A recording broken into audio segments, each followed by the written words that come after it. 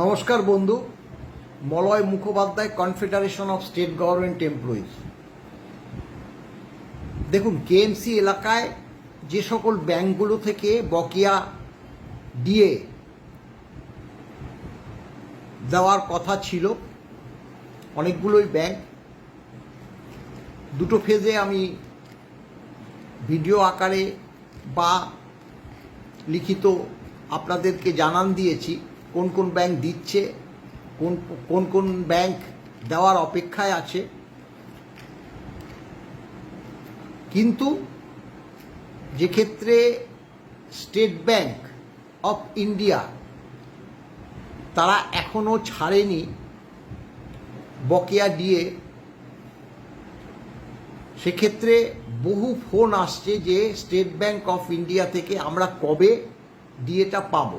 স্বাভাবিক। তা আজ আমরা আমাদের সংগঠনের তরফ থেকে আমি সহ মনতোষ রায় এবং নির্মল মণ্ডল, যথাক্রমে একজন সেক্রেটারি এবং মেম্বার, আমরা তিনজন স্ট্যান্ড রোডে যে স্টেট ব্যাংক অফ ইন্ডিয়া সমৃদ্ধ ভবন, আপনারা সকলেই জানেন, কারণ অনেকেই সেখানে খোঁজ নিতে গিয়েছেন। পেনশন সেল, সেটা 8th ফ্লোর। পেনশন সেলের যিনি এজিএম মাননীয় mister Sanjay Biswas, assistant general manager pension সেলের, তার সঙ্গে আজকে দীর্ঘক্ষণ বৈঠক হয় আমাদের। তাকে বিস্তারিত তথ্য আমরা তুলে ধরি। সেক্ষেত্রে তিনি আমাদের সঙ্গে একদম 100% সহমত হয়, যেটা আমরা আগে বলেছি আমি আমার ভিডিওর মাধ্যমে, যে সরকার কি করছে না কি করছে না।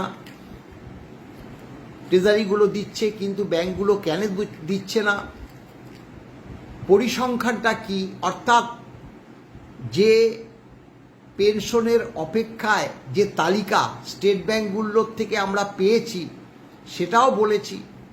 বললো হ্যাঁ মলয়বাবু ঠিকই বলেছেন, এটা আমরা আগেও বলেছি। এটা যে 14/8/2026 আমরা অ্যাডিশনাল চিফ সেক্রেটারি ফিনান্সের কাছ থেকে আমরা একটা লিস্ট পেয়েছিলাম বিভিন্ন ব্যাংকের, তার মধ্যে স্টেট ব্যাংকও ছিল।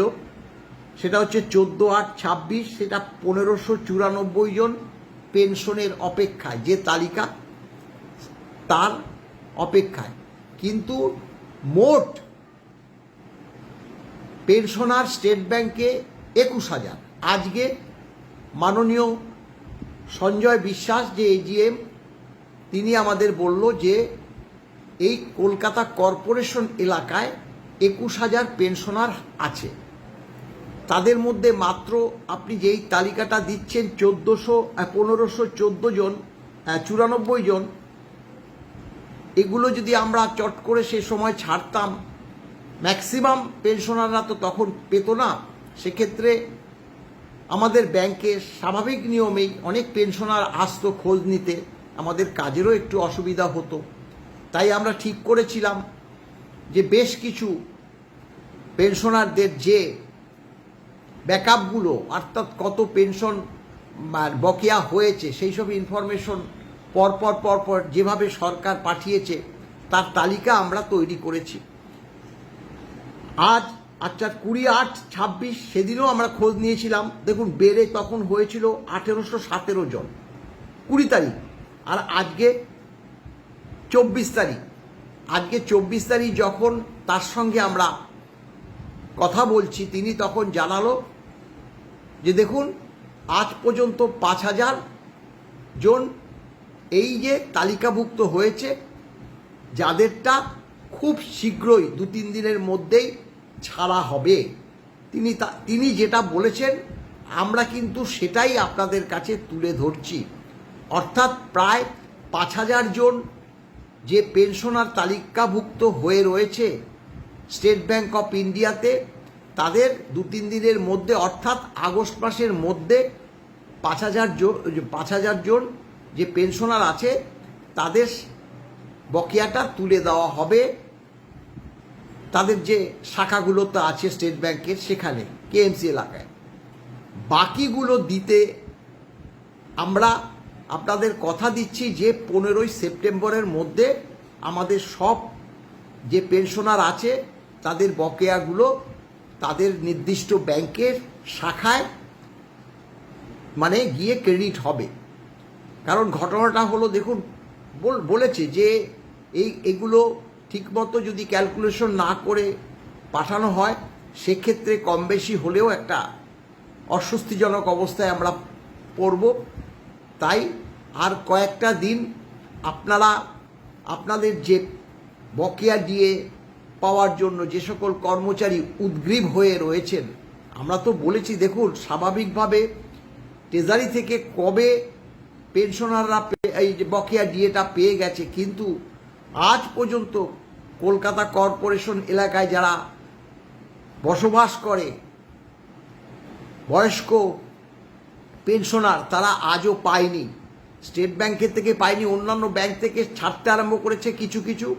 স্বাভাবিকভাবে তারাও সবাই তো পায়নি প্রথম দিকে। যারা যেটা আপনি বললেন যারা অপেক্ষায় রয়েছে পার্ট করে ছাড়া হবে, সেটা অন্যান্য ব্যাংকও ছাড়া হচ্ছে। কেউ গতকাল বলল মলয়বাবু আমার তো এখনও ইন্ডিয়ান ব্যাংক থেকে ঢোকেনি। আমি বললাম ঢুকবে। আজকে আবার তিনি ফোন করে বলল না মলয়বাবু আমার ইন্ডিয়ান ব্যাংক থেকে ঢুকেছে। গতকাল যেমন বলেছিলেন যে মলয়বাবু আমার কিন্তু এখনও ইউকো ব্যাংক থেকে ঢোকেনি, আবার আজকেই তিনি বললেন যে মলয়বাবু আমার ইউকো ব্যাংক থেকে পেনশনটা ঢুকে গেছে। ঠিক সেইভাবে আজ আমি যেমন এখানে ভিডিও করে আপনাদের কাছে পাঠাচ্ছি, যেহেতু মাননীয় মিস্টার বিশ্বাস এজিএম তিনি যেমন বলেছেন যে এই আগস্ট মাসের মধ্যে 5,000 জন যে পেনশনার অপেক্ষায় রয়েছে তাদের পাঠানো হবে। এখন পাঠানো হলেও প্রথম দিকে হয়তো 2,000 ছাড়লো, তাহলে 3,000 তো বাকি থাকবে। তারা কিন্তু ব্যস্ত হবেন না, একটু সময় দিতে হবে। আপনারা তো পাবেন 100%। আমি বারবার বলছি যে 100% নিশ্চিত থাকেন যে সব পেনশনাররাই কিন্তু বকেয়া ডিএটা পাবেন। কতটা কম হলো কতটা বেশি হলো এই নিয়ে দয়া করে আমাদেরকে প্রশ্ন করবেন না। কম দিয়েছে আমরা বারবার বলছি, সেই কমটা আমরা যাতে ফুলফিল করতে পারি অর্থাৎ all India consumer price index অনুসারে, সেটা আমাদের দায়িত্ব। সেটা সর্বোচ্চ আদালত এবং মাননীয়া ইন্দু মালহোত্রা কমিটির সেখানে আপনারা জানেন যে বৈঠক হবে, তার জন্য আমাদের যে কি প্রতিনিধি থাকবে সেটাও প্রচারিত হয়ে গেছে। অতএব সের জন্য সময় দিতে হবে।